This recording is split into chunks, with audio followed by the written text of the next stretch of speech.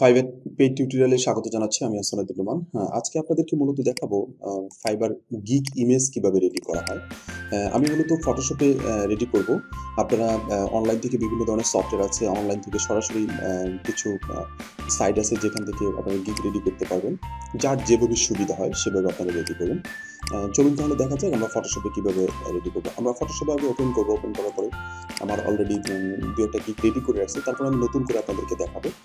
সর্বপ্রথম ফটোশপে আপনারা একটা ফাইল মেনু থেকে নিউ নেবেন। নিউ নেওয়ার পরে এখান থেকে যে ইয়ের যে মাপ আছে, আমাদের যে গিগটা দেব সেই গিগটার একটা মাপ নেব আমরা 690 পিক্সেল এবং 426 পিক্সেল আর 72 রেজুলেশন। এখানে 300 রেজুলেশন দিলে কোনো লাভ নেই। এই কারণে লাভ নেই, ওরা যখন ফাইবার মার্কেটপ্লেস আপনি যখন এই জিনিসটাকে আপলোড করবেন, ইমেজটাকে আপলোড করবেন, তখন তারা মূলত 72 রেজুলেশনে তারা এটাকে মেনটেন করবে। আর অবশ্যই সেটাকে RGB কালার মোডে মেনটেন করবেন, দিয়ে দেন ওকে দেবেন। ওকে দেওয়ার পরে আমার কাছে যে এই যে একটা উইন্ডো আসছে, হোয়াইট উইন্ডো, এটাতে আমরা মূলত আমাদের যে ইমেজটা নিব, আমরা যে ক্যাটাগরিতে যে সেক্টরে যে সেক্টরে কাজ করবো সেই সেক্টরের যে ইমেজগুলো এখানে মেনটেন করবো, এখানে আমরা সেই ইমেজটা এখানে দিব। তবে একটা জিনিস গুরুত্বপূর্ণ, সেটা হচ্ছে এখানে আমাদেরকে খুবই ঠান্ডা মাথায় একটা কাজ করতে হবে। সেই কাজটা হলো, আমরা যে ইমেজটাকে এখানে রেডি করবো, ইমেজটা যেন অবশ্যই কয়েকটা বিষয় আমরা মনে রাখবো। সেটা হচ্ছে আমরা এটা শুধু কম্পিউটারে যে দেখবে এটার জন্য ব্যবহার করবো না, আমরা এমনভাবে রেডি করবো এটা যেন মোবাইল ফ্রেন্ডলি হয়। মোবাইল ফ্রেন্ডলি কেন হয়? এটা আমার অধিকাংশ বায়ার, আমার কাছে যতগুলো বায়ার আসছে তার ভিতরে 85% বায়ার আসছে তারা মোবাইল থেকে সার্চ করে। যখন মোবাইল থেকে সার্চ করে আসবে তখন তাদের কাছে যেন মোবাইলের যে ডিসপ্লে আছে তাকে যেন প্রপারলি আমার ইমেজটা দেখা যায়, এজন্য এভাবে মেনটেন করতে হবে, এটাকে এভাবে রেডি করতে হবে। সর্বপ্রথম আপনারা এইভাবে কিছু নির্দিষ্ট একটা গ্রিড নিয়ে নেবেন। এখান থেকে নির্দিষ্ট একটা গ্রিড, মানে এটা কোনো মাপ নাই, আমি নর্মালি এইভাবে নিলাম। নেওয়ার পরে এই ভিতরের জায়গাটা আছে, এটাতে আমি মূলত কাজ করব। এই জায়গাটা আমি বাইরে, এটা গিগের যে ইমেজটা থাকবে, ইমেজেরই অংশ এই জায়গাটুকু গিগের অংশ, কিন্তু আমি এই জায়গাটাতে আমি দিব না। কারণ যখন আমি এই গিগটা পাবলিশ করব তখন এই নিচ থেকে কিছু অংশ ডিসপ্লে দেয় না এবং উপর থেকে কিছু অংশ ডিসপ্লে দেয় না। ডিসপ্লে দেয়, বাট ওদের কিছু লেখার কারণে, ওদের কিছু সিস্টেমের কারণে এটা আমাদের দেখা যায় না। অতএব আমরা যদি মাঝামাঝি অবস্থায় এটাকে মেনটেন করতে পারি, তাহলে আমাদের মোবাইলে যদি প্রপারলি একজন বায়ার আমার এটা দেখতে পারে, তখন সহজেই সে এটা বুঝতে পারবে। আর আমি এমন একটা ইমেজ দিলাম, আমার এমন একটা ওয়েবসাইট, যারা ওয়েব ডেভেলপমেন্টের কাজ করে তার ওয়েবসাইটের একটা এমন একটা পিকচার দিলাম, যে পিকচারটা এদিকে যাওয়ার পরে লেফট সাইড অথবা রাইট সাইড অথবা আপ সাইড অথবা ডাউন সাইড এমনভাবে মেনটেন করা হলো যেটা মূলত কেটে যাচ্ছে, দেখা যাচ্ছে না প্রপারলি। তখন কি হবে? বায়ার এই জিনিসটা প্রপারলি বুঝতে পারবে না। অতএব আমাদেরকে এমনভাবে মেনটেন করতে হবে এই ইমেজটাকে যেটা প্রপারলি মোবাইল ফ্রেন্ডলি এবং কম্পিউটার ফ্রেন্ডলি হয়। আচ্ছা, চলুন তাহলে দেখা যাক। এখন আমরা এখানে একটা ইমেজ দিব। আমার অলরেডি একটা ইমেজ কমপ্লিট করা আছে এখান থেকে আমি আমার যেমন এই ইমেজটা আমি মেনটেন করব, আমি এই গিগটা দিয়েও আমি আপনাদেরকে দেখাবো।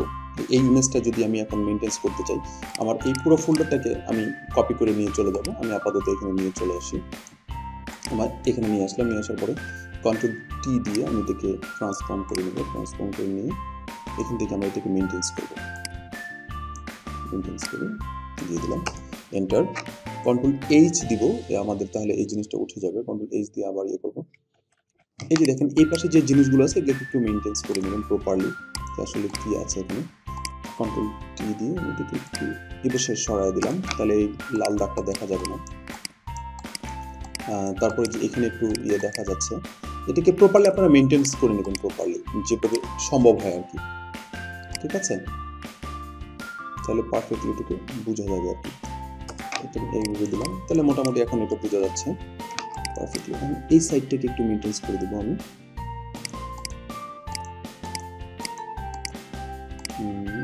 এটাকে এটা পিছনে যে কি অংশটা দেখা যাচ্ছে আসলে। আচ্ছা, এখন আমি এই কালারটাকে আপনার যেভাবে পারবেন সেটাকে মেনটেন করে নেবেন। এই জায়গাটা যে এই পাশে যে দেখা যাচ্ছে এটা রাখবেন না, ঠিক আছে, প্রপারলি দিয়ে দিবেন। আর আমার এই জায়গাটা দেখা যাচ্ছে কিভাবে, আমি এটাকে ডিলিট করে দিব, নো প্রবলেম। এখন আপনারা এটা দেখবেন যে মোবাইল ফ্রেন্ডলি হয়েছে। Ctrl+H দিয়ে আমি আবার আমার গ্রিডটাকে আমি নিয়ে আসলাম। দেখেন এর নিচ থেকে আমি যদি উপর থেকে এই জায়গাটা মেনটেন করলাম, বাম থেকে এই পাশ থেকে রাইট সাইড থেকে এটা মাঝামাঝি অবস্থায় এটাকে দেখা যাচ্ছে। আমি এটাকে বুঝাচ্ছি কি যে এটা একটা ব্যাকগ্রাউন্ড ছিল, এটা একটা ব্যাকগ্রাউন্ড, এটা একটা ব্যাকগ্রাউন্ড, এটা একটা ব্যাকগ্রাউন্ড, 3টা 4টা ব্যাকগ্রাউন্ড থেকে এখানে মেনটেন্স করা হচ্ছে। এটার যে মাপটা আছে এই মাপ অনুযায়ী এটার ভিতর থেকে আমরা এটাকে মেনটেন্স করবো। আর এটা যখন সেভ দিব অবশ্যই সেভ ফর ওয়েব দিয়ে আমরা এটা সেভ করবো। এখান থেকে সেভ ফর ওয়েব এ কারণেই দিব কারণ এটা সেভ ফর ওয়েব দিলে এটা কি লোড কম নেবে, ঠিক আছে। এখান থেকে লোড যখন কম নেবে তখন এটাকে আমার খুব দ্রুত ডিসপ্লে দেবে। দ্রুত যখন ডিসপ্লে দেবে তখন আমার একজন ভাই খুব তাড়াতাড়ি আমাকে মেনটেন করতে পারবে। এখান থেকে অবশ্যই জেপিজি অথবা পিএনজি যেটা আপনার ভালো হয়, আপনার কাছে যেটা ভালো হয় সেভ করতে সেটা মেনটেন করবেন। তবে গিফট না দেওয়াটাই বেটার, গিফট মূলত সাপোর্ট ওখানে করে না। তাহলে আমাদের এই ইমেজটা থেকে আমরা দেখি এখানে আমার এটা মূলত এইচডি করে নেওয়া আছে, তো এখান থেকে মেনটেন করতে পারবো। আমার এই ইমেজটা যখন আমি সেভ করবো তার ফাইল মেনুতে গিয়ে আমি এখান থেকে সেভ এজ দিব, অথবা আমি ফাইল মেনুতে গিয়ে এখান থেকে সেভ ফর ওয়েব দেবো। ওয়েব দিয়ে আমি আমার মতো ইচ্ছা মতো আমি জেপিজি নিতে পারি, আমি এখান থেকে পিএনজি নিতে পারি, আমি আমার মতো করে সেভ করে নিব।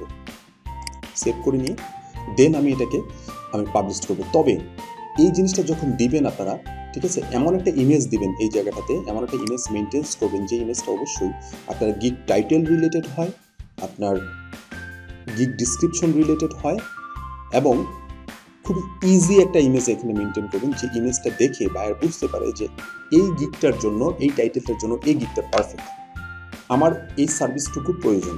তখন আপনি এটা প্রপারলি একটা সেল পাবেন, পারফেক্ট একটা সেল পাবেন, আদারওয়াইজ কিন্তু পাবেন না। আপনার এখানে আমার মনে দেওয়া আছে একটা ব্যাকগ্রাউন্ড রিমুভের উপরে, ক্লিপিং পাথ এবং ব্যাকগ্রাউন্ড রিমুভের উপরে। আমি যদি এখানে একটা ওয়েব পেজের একটা পিকচার দিয়ে দেই, আমি যদি টাইটেল দেই যে আমি ব্যাকগ্রাউন্ড রিমুভ করবো কিংবা ক্লিপিং পাথ করবো, তখন কিন্তু এটা নেবে না।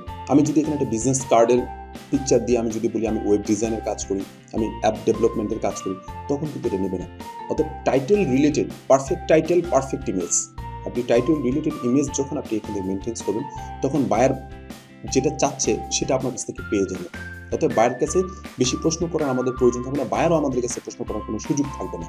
তখন আমাদের কাজটা পারফেক্টলি বায়ারের কাছ থেকে নিতে পারবো এবং আমরা নিয়ে কাজ করে দিতে পারবো।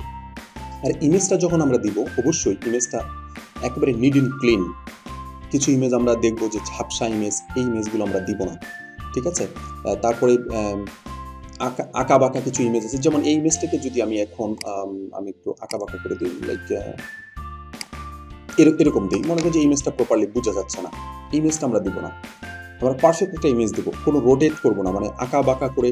তারপরে এই ইমেজটাকে দেখেন আমি আবার রাইট ক্লিক করে আমি যদি ওয়ার্ক করি, এই ইমেজটাকে এরকম আঁকা, এরকম আঁকা বাঁকা হয়েছে, এই ইমেজটা আমরা দেবো না। পারফেক্ট একটা ইমেজ আমরা এখানে মেনটেন করবো, এরকম পারফেক্ট ইমেজ মেনটেন করবো। এই কারণে এটা কারণ ফাইবারের রুলসে আছে যে আপনারা যে ইমেজগুলো দিবেন এই ইমেজগুলো প্রপারলি মেনটেন করবেন। আরেকটা বিষয়, এই ইমেজগুলোতে আমরা অনেকেই মনে করি যে এখানে বিভিন্ন ধরনের ব্যাচ দিলে যে 24 আওয়ার্স সার্ভিস, তারপরে fast service, fast delivery, urgent delivery, অমুক তমুক, তারপরে লেভেল 1 সেলার, লেভেল 2 সেলার, এই ব্যাচগুলো মূলত ব্যবহার করবো না। তাহলে কী হবে, আমরা যদি এটা ব্যবহার করি ফাইবার আমাদেরকে এটাকে র্যাঙ্ক করতে দেবে না, সহজে দেবে না, সহজে বলতে দিতেই যাবে না। কারণ আপনি যদি নিড অ্যান্ড ক্লিন একটা জিনিস মেনটেন করেন, আপনার একটা স্মার্টনেস থাকবে, এটাতে আপনি পারফেক্টলি এটা মেনটেন করতে পারবেন। আশা করি ইনশাল্লাহ বুঝতে পেরেছেন। আর সেভের বিষয়টা যেটা আমরা দেখাই দিচ্ছি, এটা আপনি আপনার কাঙ্ক্ষিত জায়গায় সেভ করবেন। আমরা যদি আপনারা যারা ফটোশপ রিলেটেড কাজগুলো না পারেন, আপনারা যারা ফটোশপে কাজ করে তাদের কাছ থেকে আপনারা এই গিগ ইমেজগুলো প্রপারলি দেখায় দিয়ে সুন্দর করে তাদের কাছ থেকে কাজটুকু করে নেবেন এবং পারফেক্টলি। আমি পরবর্তী টিউটোরিয়ালটা যেটা দেখাবো আপনাদেরকে সেটা হচ্ছে এই গিগ ইমেজটাকে কিভাবে এসইও করা যায় প্রপারলি। এই এসইওটা নিয়ে আমি একটা টিউটোরিয়াল রেডি করব, না হলে এই টিউটোরিয়ালটা অনেক বড় হয়ে যাবে। এজন্য, কারণ ছোট টিউটোরিয়াল দেখতে আমরা অনেকটা স্বাচ্ছন্দ্য বোধ করি, বিধায় আমার এই টিউটোরিয়ালগুলো 5 মিনিট থেকে 10 মিনিট, 15 মিনিটের বেশি যাবে না আশা করি ইনশাল্লাহ। পরবর্তী টিউটোরিয়ালে আমরা এইটার এসইও রিলেটেড যে কিছু বিষয় আছে এটা উপস্থাপন করব। সবাই ভালো থাকবেন, সুস্থ থাকবেন, ধন্যবাদ।